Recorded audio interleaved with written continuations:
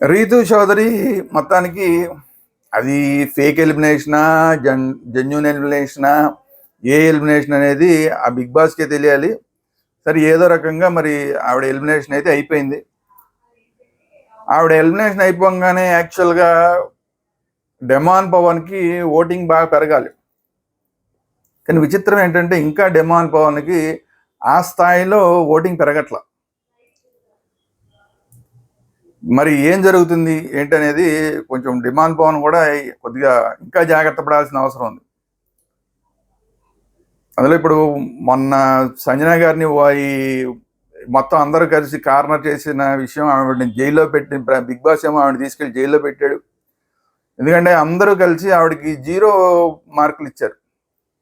డబ్బులు పరంగా అంటే 2,50,000 ఒకళ్ళకి, 2 లక్షలు ఒకళ్ళకి, 1,50,000 ఒకళ్ళకి, 1,00,000 ఒకళ్ళకి, 50,000 ఒకళ్ళకి, 0 ఒకళ్ళకి అని కాంపిటీషన్ పెడితే వాళ్ళల్లో వాళ్ళు నిర్ణయించుకోవాలి. ఒక బాల్ ఒకటి పైనుంచి పడుతుంది, ఆ బాల్ ఎవరిని పట్టుకుంటే ఆ బాల్ పట్టుకున్న వాళ్ళు ఈ 2.5 లక్షల నుంచి 0 దాకా ఉన్న దాంట్లో ఏదో ఒక అమౌంట్ ఉన్న బాక్స్ని ఎవరికైనా నేను పలానా వాళ్ళకి ఇద్దాం అనుకుంటున్నానని ఇవ్వచ్చు. ఆ ఇద్దాం అనుకున్న దాన్ని కనీసం ఇద్దరు సపోర్ట్ చేయాలి. ఇద్దరు సపోర్ట్ చేస్తేనే ఆ డబ్బులు అలా వెళ్తాయి. వాళ్ళు ఎవరికైతే ఈ బాల్ పట్టుకున్న వాళ్ళు ఇద్దాం అనుకున్నారో వాళ్ళకి వెళ్తాయి. లేదంటే మళ్ళీ అది బ్యాక్ టేబుల్ మీదకి వచ్చేస్తాయి, అవి అలాగే ఉండిపోతాయి అనేది బిగ్ బాస్ పెట్టిన టాస్క్. సో ఓవరాల్గా అందరికి తలొకటి వెళ్ళినాయి. చివరికి అందరూ కలిసి చేసింది ఏంటంటే మొత్తం సంజన గారికి 0 వచ్చేలాగా చేశారు. పాపం సంజన గారు అందరినీ సపోర్ట్ చేసింది, కానీ అందరూ కలిసి సంజన గారికి చివరికి 0 ఇచ్చారు. 0 ఇచ్చేసరికి బిగ్ బాస్ అందరూ కలిసి నీకు 0 ఇచ్చారు కాబట్టి నేను మళ్ళీ చెప్పేదాకా నువ్వు జైల్లో ఉండాలని చెప్పి జైల్లో వేసి దీంతో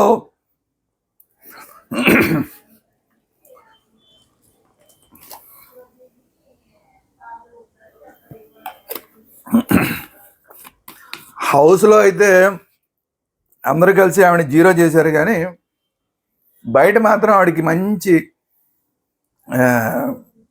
మైలేజ్ వచ్చింది. ఎందుకంటే పాపం ఆవిడ ఫస్ట్ రోజు నుంచి కూడా బ్రహ్మాండంగా ఆడుతుంది. మధ్యలో లూజ్ టాక్ వల్ల కొన్ని మాటలు వదిలి ఉండొచ్చు తప్ప, అందరినీ మాట్లాడేటప్పుడు కొన్ని లూజ్ టాక్తో మాట్లాడి ఉండొచ్చు తప్ప ఎక్సలెంట్గా ఆడిన కంటెస్టెంట్ సంజన గారు. ఫస్ట్ దొంగతనాలు చేయడం మొదలెట్టి దగ్గరించి అసలు ఎంటర్టైన్మెంట్ అనేది అసలు మొదలుపెట్టిందే ఆవిడ.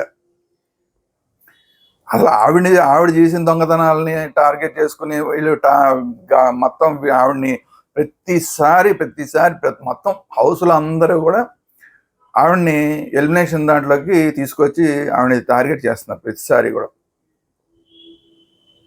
ప్రతిసారి నామినేట్ చేయడమే.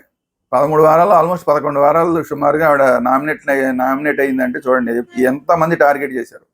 అంతమంది టార్గెట్ చేసినా కూడా జనాలు ఆవిడకి ఏదో రకంగా ఆవిడని సేవ్ చేసుకుంటూ వస్తున్నారు. ఇప్పుడు కూడా మొన్న వారం అయితే అసలు ఆవిడ ఒక టైంలో 2nd ప్లేస్లో ఉంది ఓటింగ్లో. టాప్లో 2nd ప్లేస్లో ఉంది. మళ్ళీ అలాంటి సంజన గారిని ఇప్పుడు ఈసారి కూడా మళ్ళీ అందరూ టార్గెట్ చేసి బిగ్ బాస్ కూడా ఆవిడని టార్గెట్ చేసి జైల్లో పెట్టడం వల్ల ఇంకా అసలు ఆవిడకి కొంచెం మైలేజ్ ఇంకా పెరిగింది ఒక రకంగా చెప్పాలంటే.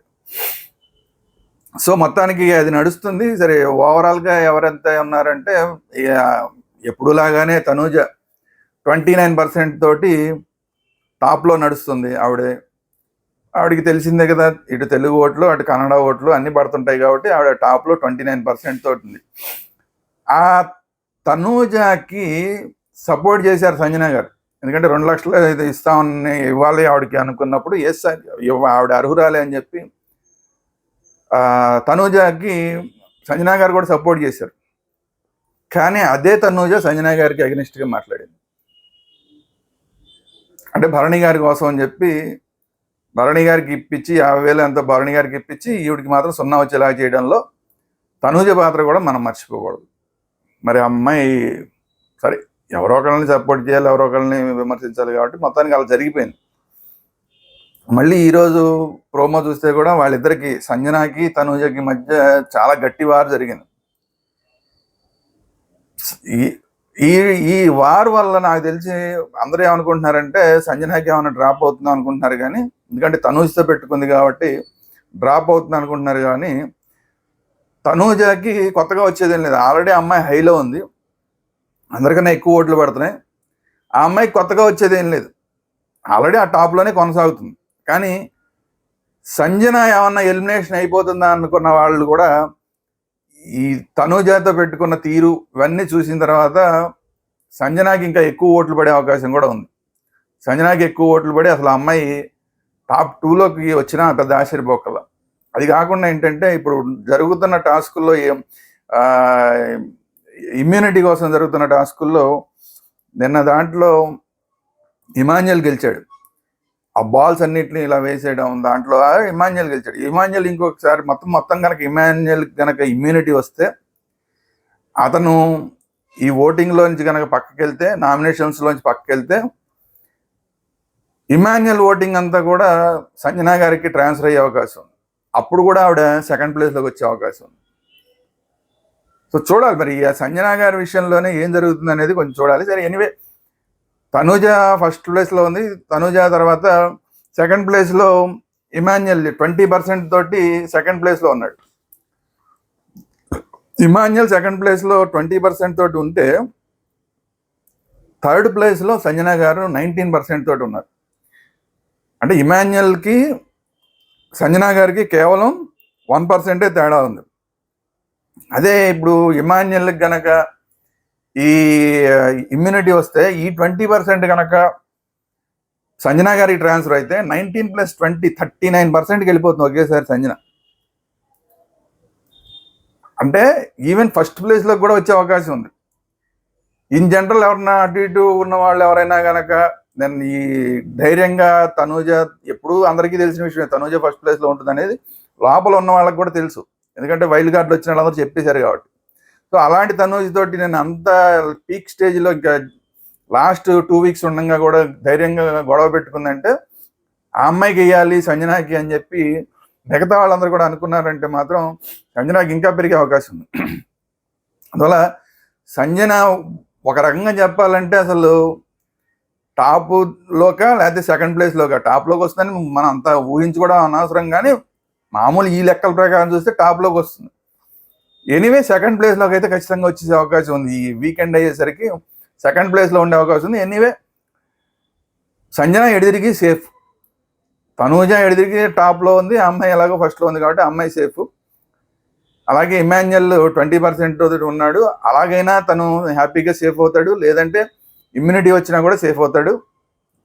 సంజన ఇప్పుడు 19%లో ఉంది కాబట్టి థర్డ్ ప్లేస్లో ఉంది, తను అలాగైనా సేవ్ అవుతుంది. తనకి తనూజతో గొడవ వల్ల యాడ్ అయితే ఇంకా అలాగైనా ఇంకా సేవ్ అవుతుంది. ఇమాన్యుయల్కి ఇమ్యూనిటీ వస్తే కనుక అలాగైనా ఓట్లు పడతాయి కాబట్టి తను అలాగైనా సేవ్ అవుతుంది.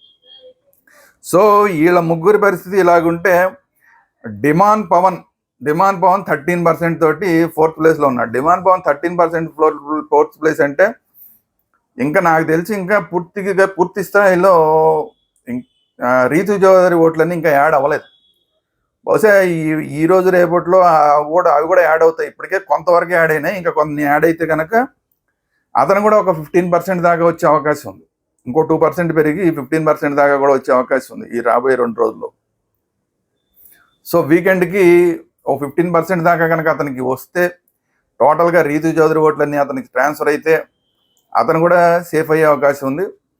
డేంజర్ జోన్, టోటల్ డేంజర్ జోన్లో ఉన్నది ఎవరయ్యా అంటే భరణి శంకర్ 11% తోటి 5th ప్లేస్లో ఉన్నాడు. At the same time 6th ప్లేస్లో 8% తోటి సుమన్ శెట్టి ఉన్నాడు. కానీ అంత లిస్ట్లో ఉండి కూడా లాస్ట్ వీక్ కూడా అంతే లిస్ట్లో సుమన్ శెట్టి ఉన్నాడు. కానీ విచిత్రంగా రీతు చౌదరి ఎలిమినేట్ అయింది. ఇది అందరికీ కూడా పెద్ద సెన్సేషను, పెద్ద కాంట్రవర్సీ కూడా అయింది. మరి ఎందుకని సుమన్ శెట్టిని అలాగా కాపాడుకుంటూ వస్తున్నారు? ఏమైనా సుమన్ శెట్టి టాప్ 5లోకి ఇవ్వాలి అని చెప్పి ఏమైనా అగ్రిమెంట్లు ఏమైనా ఉన్నాయా? ఇండైరెక్ట్ అంటే అండర్స్టాండింగ్లు ఏమైనా ఉన్నాయా ఏంటి మనకు తెలియదు. అలాంటి అండర్స్టాండింగ్లతోటి ఏమైనా సుమన్ శెట్టిని తీసుకొచ్చారా ఏంటి మనకు తెలియదు. కానీ ఇప్పటిదాకా అతను ఉండడం ఒక ఎత్తు, లాస్ట్ వీక్ అతను ఎట్టి పరిస్థితిలో వెళ్ళిపోవాల్సింది.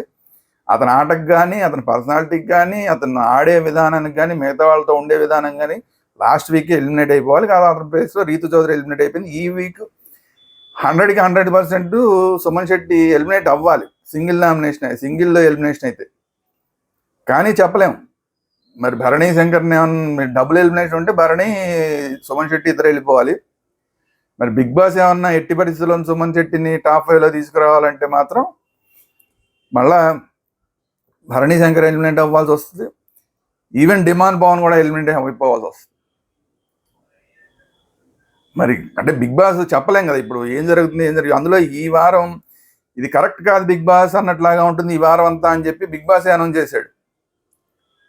ఇచ్చే టాస్క్లు అలాగే ఉంటాయి, ఇది ఫేర్ కాదు బిగ్ బాస్ అని చెప్పి అనుకునేలాగా ఉంటాయని తనే అనౌన్స్ చేశాడు. కాబట్టి ఫెయిర్ కాదని చెప్పి నా ఎలిమినేషన్ కూడా ఫెయిర్ కానీ ఒక ఎలిమినేషన్ ఇంకొక ఎలిమినేషన్ కనుక చేస్తే చెప్పలేం, డిమాండ్ పవన్ కూడా వెళ్ళిపోవచ్చు. సో ఫెయిర్ ఎలిమినేషన్ అయితే, సింగిల్ ఎలిమినేషన్ అయితే సుమన్ శెట్టి ఎలిమినేట్ అవుతాడు. ఫెయిర్ ఎలిమినేషన్ డబుల్ ఎలిమినేషన్ అయితే కనుక భరణి సుమన్ శెట్టి ఎలిమినేట్ అవ్వాలి. ఒకవేళ ఏదైనా మళ్ళీ ఫేక్ ఎలిమినేషన్ కనుక జరిగితే డిమాండ్ పవన్ కూడా డేంజరే ఉన్నది. మరి ఇది వారం వీడియో. మరి ఇప్పుడు ఈ వీడియో మీకు నచ్చినట్టు లైక్ చేయండి, మీ అభిప్రాయాలు ఏంటి కామెంట్ రూపంలో తెలియజేయండి. రీతు చౌదరి ఫుల్గా డిమాండ్కి యాడ్ అవుతాయా, ఏమి యాడ్ అయినా ఏమి యాడ్ అవ్వకపోయినా డిమాండ్ పవర్ని ఎలిమినేట్ చేసే బిగ్ బాస్ ఎలిమినేట్ చేద్దామని అనుకుంటాడా, అసలు సుమన్ శెట్టిని ఇప్పటిదాకా ఎందుకని మోస్తున్నారు బిగ్ బాస్, వీటన్నిటి మీద మీ అభిప్రాయాలు ఏంటనేది తెలియజేయండి. మరి భరణి శంకర్కి ఒక పక్కన ఇది మెగా ఫ్యాన్స్ ఓట్లు పడుతున్నా కూడా ఇంకా అతను ఎలిమినేషన్ డేంజర్లోనే ఎందుకు ఉంటున్నాడు అనేది, అది కూడా మీ అభిప్రాయం ఏంటనేది చెప్పండి. ఈ వీడియోని అందరికీ షేర్ చేయండి. అన్నిటికన్నా ముఖ్యంగా ఈ వీడియో ఇప్పటిదాకా చూసిన ప్రతి ఒక్కళ్ళు కూడా మర్చిపోకుండా ఇక్కడే మన ఛానల్ని సబ్స్క్రైబ్ చేయండి. Thank you very much.